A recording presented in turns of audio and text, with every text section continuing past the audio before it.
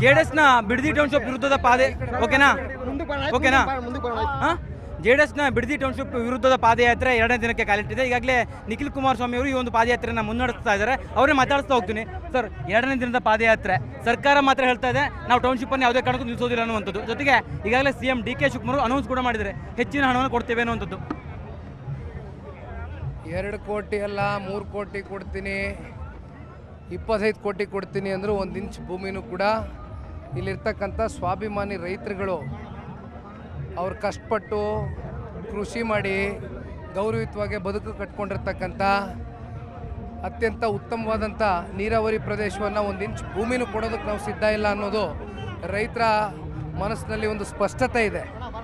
ಹಾಗಾಗಿ ಇವತ್ತು ತಾವೇ ನೋಡಿರ್ಬೋದು, ರಾಜ್ಯ ಸರ್ಕಾರ ಪಾದಯಾತ್ರೆ ಘೋಷಣೆ ದಿನದಿಂದನೂ ಕೂಡ ಪರಿಶೀಲನೆ ಸಮಿತಿ ಮಾಡ್ತೀನಿ ಅಂತೇಳಿ 4 ವಾರ ಕಳೆದ ಮೇಲೆ ಪಾದಯಾತ್ರೆಯ ಹಿಂದಿನ ದಿನ ಒಂದು ಸಮಿತಿ ರಚನೆ ಮಾಡ್ತಾರೆ.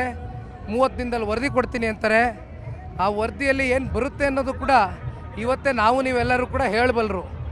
ಅದು ಬಿಟ್ಟು ನೀವು ಇಲ್ಲಿ ಹೋರ್ಡಿಂಗ್ಗಳು, ಕೋಟ್ಯಾಂತರ ರೂಪಾಯಿ ಜಾಹೀರಾತುಗಳು, ಜೊತೆಯಲ್ಲಿ ಕಾಂಪನ್ಸೇಷನ್ನ ಮಾತುಗಳು ಇವೆಲ್ಲ ನೋಡಿದಾಗ ಸರ್ಕಾರದ ಲೋಪಗಳು ಸರ್ಕಾರಕ್ಕೆ ಗೊತ್ತಿದೆ. ಸರ್ಕಾರ 100ಕ್ಕೆ 100ರಷ್ಟು ಭಯ ಬಿದ್ದಿರ್ತಕ್ಕಂಥದ್ದು ಅಕ್ಷರಶಃ ಸತ್ಯ. ಸ್ಥಳೀಯ ಶಾಸಕರು ಹಾಗೆ ಸಚಿವರಾಗಿರುವಂಥ ಮಾಗಡಿ ಬಾಲಕೃಷ್ಣ ಹೇಳ್ತಾರೆ ಇದು ಪಾದಯಾತ್ರೆ ಅಲ್ಲ ಪ್ರಾಯಶ್ಚಿತ್ತ ಯಾತ್ರೆ ಅಂತ ಹೇಳ್ತಾರೆ, ಟೀಕೆ ಮಾಡ್ತಾರೆ.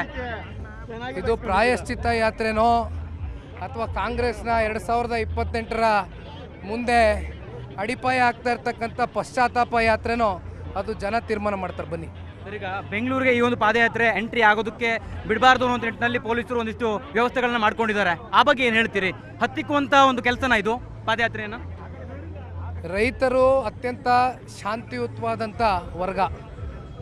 ಅವ್ರನ್ನ ನೀವು ಎಷ್ಟೇ ಕೆಣಕಿದ್ರು ಅತ್ಯಂತ ಶಾಂತಿಯುತವಾಗಿ ಯಾವುದೇ ಅಹಿತರ ಘಟನೆಗೆ ಅವಕಾಶ ಕೊಡಬಾರ್ದು ಅಂತಕ್ಕಂಥ ಹಿನ್ನೆಲೆಯಲ್ಲಿ ನಮ್ಮನ್ನು ಯಾರು ಇಲ್ಲಿ ಬಂದು ಇಲ್ಲಿವರೆಗೂ ವಿಚಾರಿಸ್ತಕ್ಕಂಥ ಪ್ರಯತ್ನ ಮಾಡಿಲ್ಲ. ನಾವಾದರೂ ಸಹಿ ಹೋಗಿ ಫ್ರೀಡಮ್ ಪಾರ್ಕಲ್ಲಿ ನಮಗಿರ್ತಕ್ಕಂಥ ಒಂದು ಅವಕಾಶ ಏನಿದೆ ಪ್ರಜಾಪ್ರಭುತ್ವದ ಅಡಿಯಲ್ಲಿ, ಆ ಅವಕಾಶವನ್ನು ನಾವು ಬಳಸಿಕೊಂಡು ಸರ್ಕಾರಕ್ಕೆ ಒಂದು ಪ್ರಶ್ನೆಯನ್ನು ಕೇಳಬೇಕು ಅನ್ನುವಂಥದ್ದಷ್ಟೇ ಇಲ್ಲಿ ರೈತರ ಒಂದು ಹೋರಾಟ ಆಗಿರ್ತಕ್ಕಂಥದ್ದು.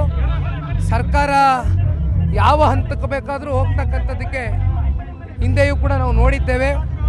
ಪೊಲೀಸರ ಮೇಲೆ ಈಗಾಗಲೇ ಸಾಕಷ್ಟು ಒತ್ತಡಗಳಿದೆ.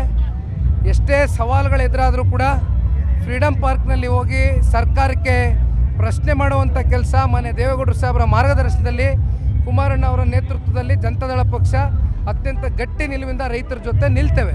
80% ರೈತರು ಒಪ್ಪಿದ್ದಾರೆ ಅಂತ ಹೇಳ್ತಾರೆ. ಈ ಜನಸ್ತೋಮವನ್ನು ನೋಡಿದ್ರೆ ಏನಂತ ಸರ್ಕಾರಕ್ಕೆ ನೀವು ಪ್ರಶ್ನೆ ಕೇಳ್ತೀರಿ? ಯಾವ ಒಂದು ಗ್ರಾಮ ಸಭೆಗಳಾಗಬೇಕಾಗಿತ್ತು ಆಗಲಿಲ್ಲ. JMC ಮಾಡಕ್ಕೆ ಬಂದಾಗ ಯಾವ ಒಂದು ಘಟನೆ ನಡೀತು ಮಾಧ್ಯಮಗಳಲ್ಲಿ ತೋರಿಸಿದಿರಿ. ಅಮಾಯಕ ರೈತ ಮಹಿಳೆಯ ಮೇಲೆ ದಬ್ಬಾಳಿಕೆ ಮಾಡುವಂಥದ್ದು, ಹೆದರಿಸಿ ಬೆದರಿಸಿ ಕಟ್ಟಾಕುವಂಥ ಪ್ರಯತ್ನ ಮಾಡುವಂಥದ್ದಕ್ಕೆ FIRಗಳು ಮಾಡಿದ್ದು ಇವೆಲ್ಲ ಕೂಡ ಕನ್ಸೆಂಟ್ ಪಡೆದಿರ್ತಕ್ಕಂಥ ಲಕ್ಷಣವ?